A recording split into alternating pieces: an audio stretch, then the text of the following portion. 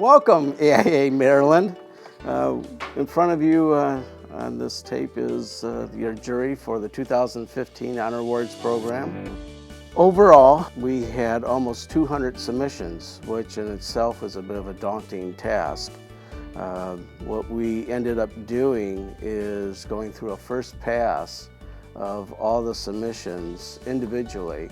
And then those projects that rose to the top in terms of the ones that had the highest grades were the ones that were then reviewed by the group.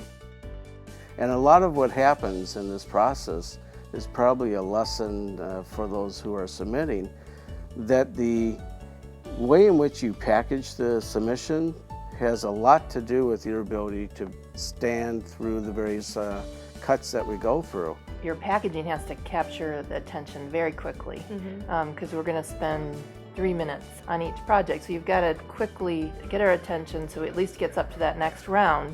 At that point, then we're going to look into it a little more deeply, see if it's got something that holds, continues through and still has that depth that we saw in the first round.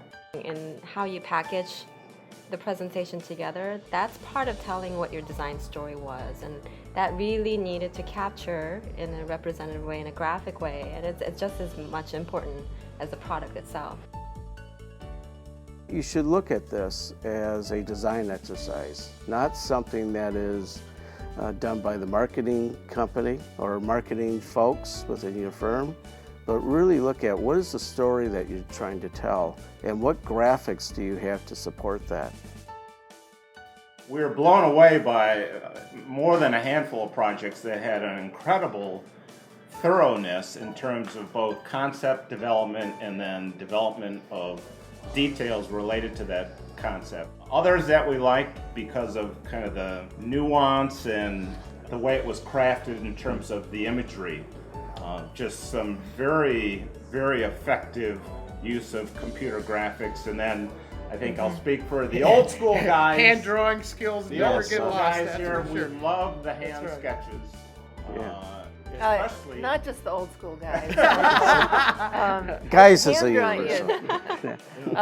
The hand drawing is, we were so happy to see that, and that was throughout, I think almost every project we saw had hand drawings, sketches, and that's so important because when you're sitting there with a client, you don't always have a computer there to bring up and start trying to manipulate. On a number of the projects, if as much as we may have liked them kind of visually, if we didn't understand the story, didn't understand the mission, what it was trying to do, we couldn't really effectively evaluate it. And so many of those projects got dismissed because we couldn't understand how successful or not that they were. Yeah. On the other hand, I do have to admit that we probably learned a lot by a lot of the submittals. I think it was a little bit of an educational process that we went through.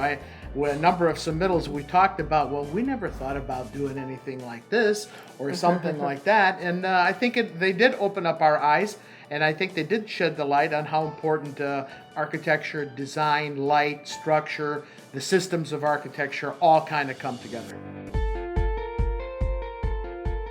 For student work, overall, I'd say that those projects were, by and large, incredible. I think from my perspective, the undergraduate work within community colleges, if those people don't have a job, contact us. What impressed me about the student work was there was a lot of critical thinking process.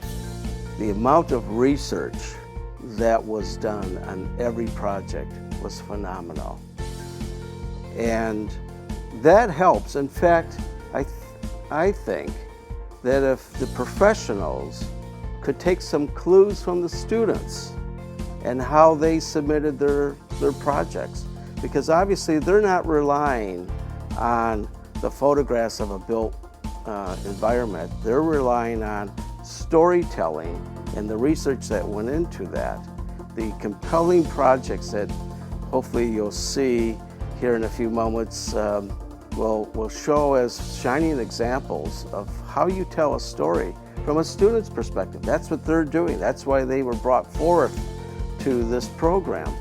And with that, the projects that are on the professional basis that we brought forth, you'll see that there's huge stylistic and scale differences because we were again looking at that rigor, that problem solving or storytelling that made those projects special and stand out. I think ultimately, by the time we looked at everything, the strength of what the projects were from a sustainability standpoint were very, very evident. There's no question. In fact, I was kind of excited to see the standpoint of having these really small projects, and that yet you turn, for instance, you turn the page of the slide, then you have a 250,000 square foot building. So these scales were, quite different from one another, but yet that common theme, that common element of trying to utilize sustainability throughout their whole practice, it was very evident, I think, in many of the submittals. The winners were projects where the design team took a definitive position or stand, had an attitude.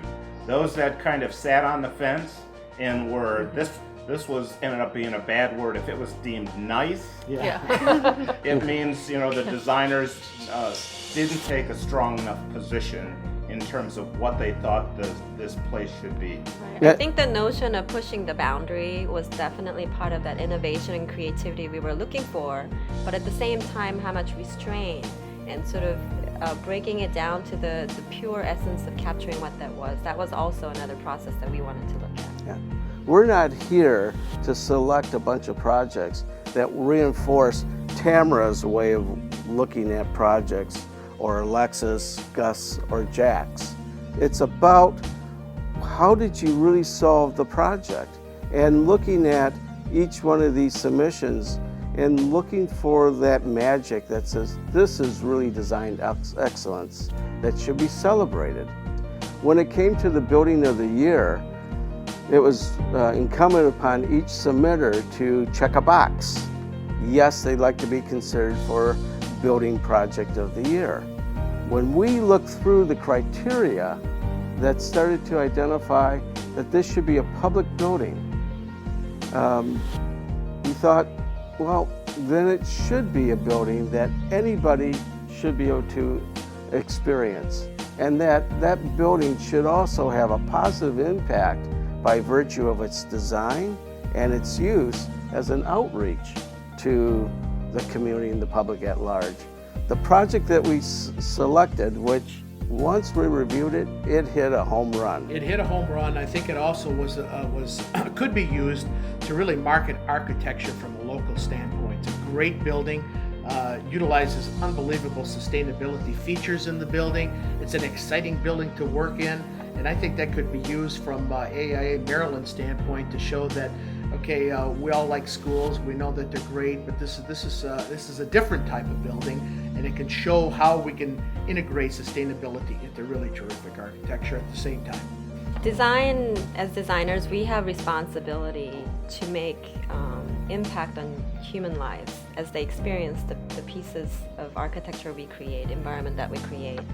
And so you will see in the building of the year that we chose that we really could feel that excitement and the connectivity to the outside and the community as we were going through the submission, and we as jurors, we could experience that holistically, and to me that was really what stood out. This is about the celebration of the work that each of our members do, and that being said, we felt it was important for us to find those projects that held up the ideals that you could go to your clients, you could go to the public, and it would show the value of architecture and the built environment, not forgetting about the interiors, people. And that is important, and it's one of those scenarios where by looking at the importance of this program, that you can't come along and say, geez, we're much better off as jurors because we've only selected 4 projects. The jury isn't important. The work is what's important. And we get that. And we hope that the projects that you will see tonight or today will be of satisfaction and a sense of pride to AIA Maryland.